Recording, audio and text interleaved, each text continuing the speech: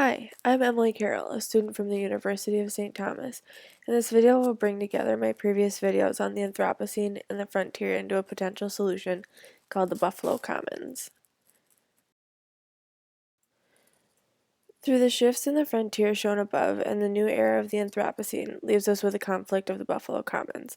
The Buffalo Commons would be a section in the center of the country that would be rehabilitated, and you can see from the GIF the frontier shifted toward the center of the country. This area is where the least amount of people reside and would be an area that over time has suffered huge amounts of degradation and abuse.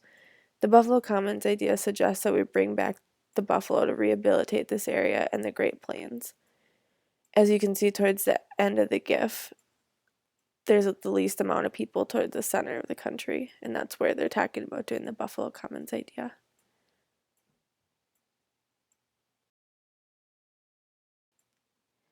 In the article, The Onset of the Buffalo Commons by Deborah and Frank Popper, they suggest many benefits of the Buffalo Commons idea.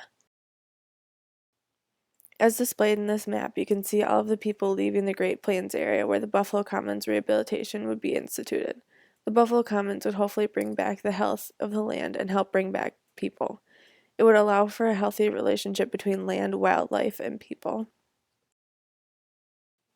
This sounds like the perfect idea, but from a review of the Buffalo Commons by Karen DeBreeze and Mark Gislow, it suggests otherwise.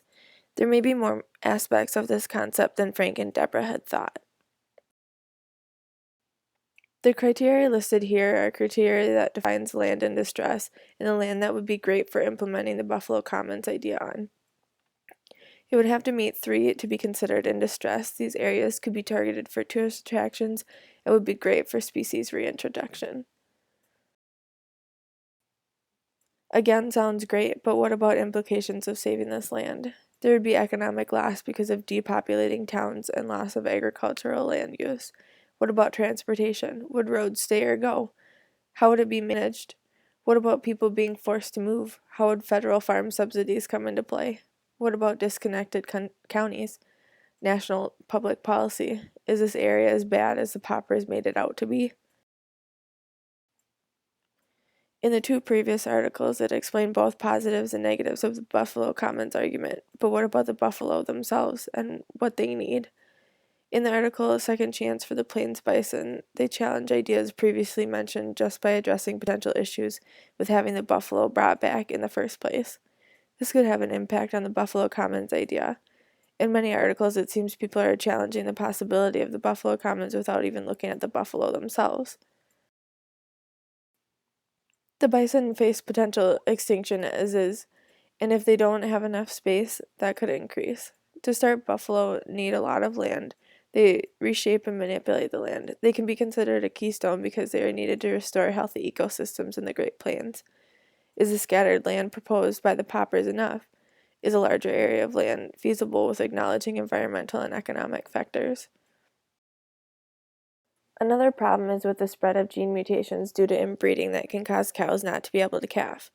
There's only a small percent of buffalo that don't have mutated genes, but what would you do with the ones who do have mutated genes, especially if you want to protect the cows and the buffalo? Do the benefits of buffalo being keystones and trying to increase biodiversity outweigh some of the potential threats of genetic mutations? How large would herds have to be to stay healthy and be sustainable? There are also implications for native tribes. These are an iconic species not only for the U.S., but the native tribes as well. Both are trying to come together to make it work, but there are other things to keep in mind when trying to rehabilitate the Great Plains. Buffalo Commons, will it work? Like many of the previous environmental problems and solutions, we won't know until we try. There could be an equal medium. I think this is a good idea, but there needs to be common ground and consideration for other aspects of society. I think oftentimes people are so far to one side that there's no coming together. People and nature aren't necessarily incompatible. There just needs to be a balance. Everyone wants the same things, it's just an argument of how we get there and what to do with the information we have.